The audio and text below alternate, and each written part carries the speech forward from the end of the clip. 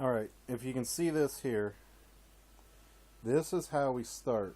I coated the blade in just simple box tape, and then what I'm going to do next is pick what I want to write on it, whatever language I want to write it in, and copy the characters down by hand, and then I'll use a Sharpie marker to write them on the blade. Okay, I've chosen something to write on it, little pattern to draw on it. This is just an old beater sword. It was originally like these guys up here made by United, 420 J2 stainless, and the guy that I bought those from, yeah, they're nice wall hangers. They're full tang. You can use them for display purposes, or you can use them for demonstration, but I wouldn't exactly get in a fight with one. But he had this, and it was exactly like those others, but it had a severely damaged handle from where he bought it. And instead of taking it back to a supplier, I offered to pay in cost on it, and I took it home, and I pretty much just turned it into a glorified machete.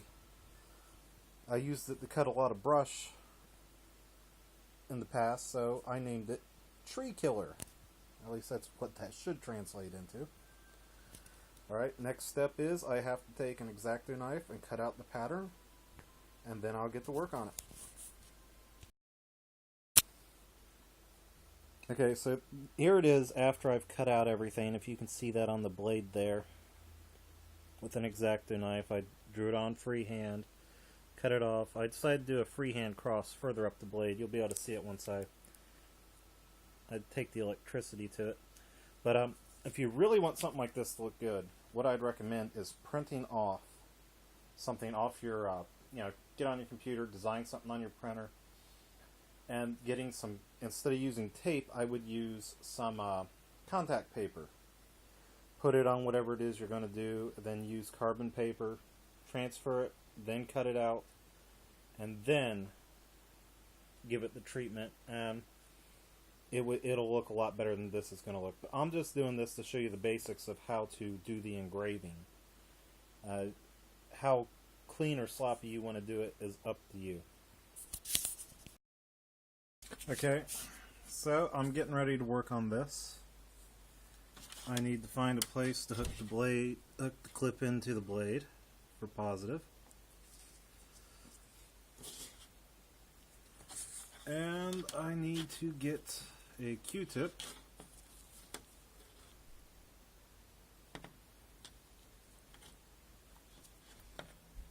Tilt it a little bit. Alright. See if this, yeah, there we go. You can see that sizzling, burning. Smells like burning vinegar.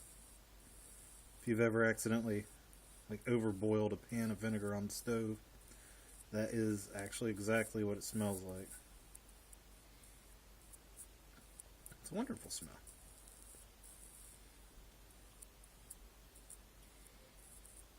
I just hope those batteries don't explode. Pretty sure I'm not supposed to do that.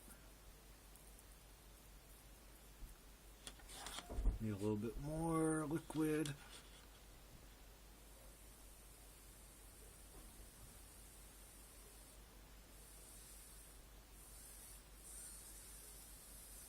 Boiling it real good. Yeah, it's coming out.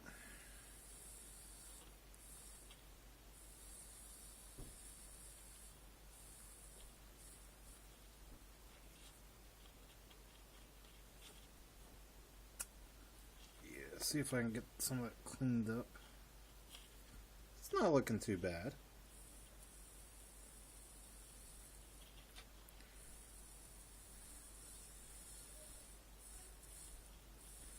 And yes, I know that using Google Translate to write tree killer on your sword does not count as actual Japanese. It's probably just as buggered up as when you see signs. Wow, look at that. That's really turning that Q-tip black. It's burning it.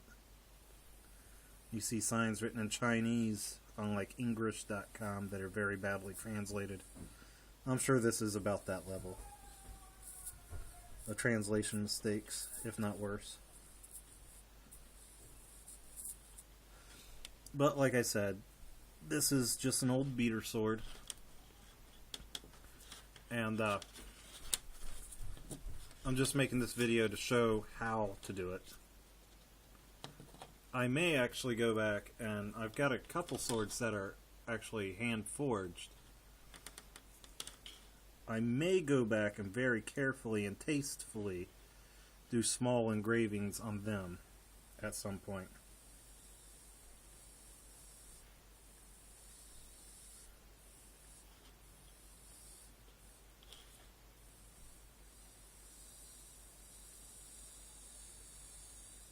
And if I do, I'll be sure to get on and show you guys. Oh, my positive became disconnected.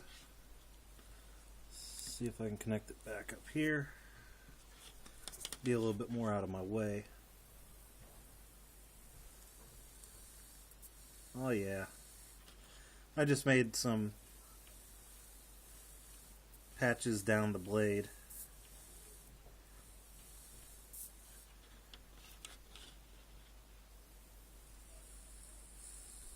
Sorry, it's hard to concentrate on what you're doing and be your own cameraman.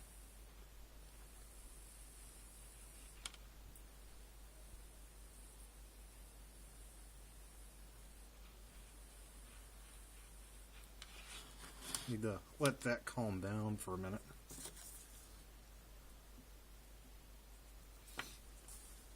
Looks like I got a piece of adhesive stuck in there.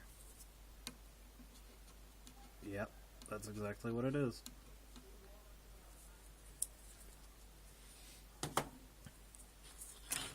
But if you're looking for an easy way to, say, personalize some tools that you got on the job site, or a pocket knife, or if you want to make a gift of a pocket knife and make it look really nice, really sweet for somebody that you care about, of course, like I said, you're going to want to do it a little bit more carefully than I've done this.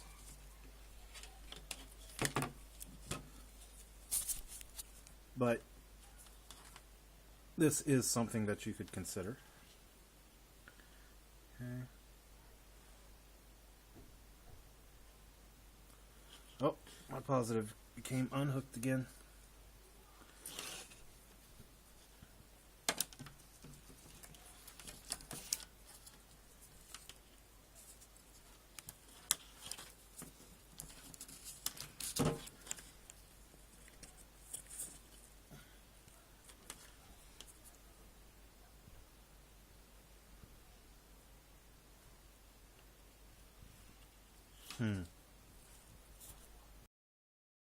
Alright, I had to rehook my my positive lead there.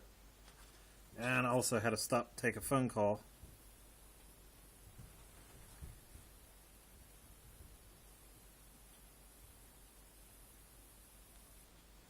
If you can see that. I'm sorry, I know the camera goes off of it several times. I'm trying to concentrate on it, and I'm trying to record. Be nice to have like one of those GoPro cameras you can wear on your head. It just looks at whatever you're looking at. Oh, there we go with that nice burnt smell.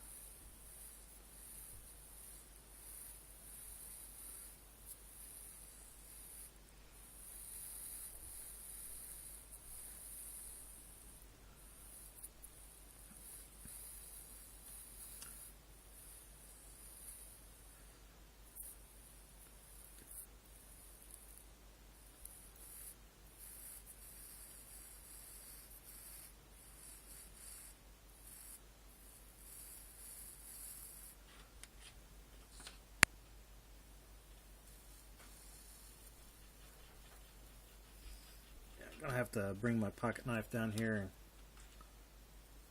clean some of this up.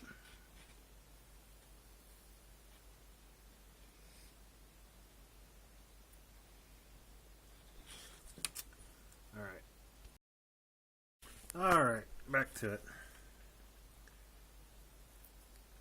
I scraped away some of my some of the adhesive that was blocking some of these etchings from going in.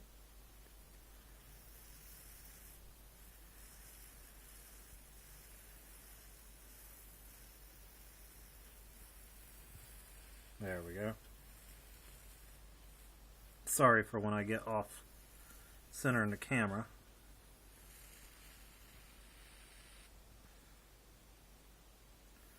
There. I'm going to here shortly cut and then remove this tape and polish up the blade with a little bit of WD-40 so that you can see how the engraving looks without all this tape on here. And you can decide for yourself if you like it. Well, you can take a look for yourself. This is after removing the tape, the box tape. I think that it did a pretty good job. I was scratching at that. That is permanent. That is not just going to come off scratching at it. You might be able to polish it out though. But yeah. And I used WD-40 to get the excess adhesive off from the tape because it's a pain in the butt. After you've burned it, it kind of burns around the edges of those. You got to scrape the tape off. Use a little bit of WD-40 and it helped take the rest of that off. But yeah, this is just a little beater sword. It never really had much of a mirror polish. Like I said, I got it. It was pretty damaged, but it's been pretty good as a brush cutting sword. I figured it'd be good to experiment on. I get better at this. I may take time and engrave something very small, very nice, very delicate on one of my better, higher quality swords. If I do, I'll record that and let you guys see. But yeah, this is how it turned out. I like it. I think it's pretty cool that you can do that with just some 9-volt batteries, some salt and some vinegar, Q-tips, and some of these alligator clips. Now remember, you got to hook the positive to the metal, and then put the Q-tip in the negative, and then dip it in your salt, your briny salt vinegar mix, and then rub it directly onto where you want to apply it. And that's what it'll do for you. That's pretty awesome. Alright, if you have any questions or comments, let me know down in the comments section. Thanks for watching, and bye.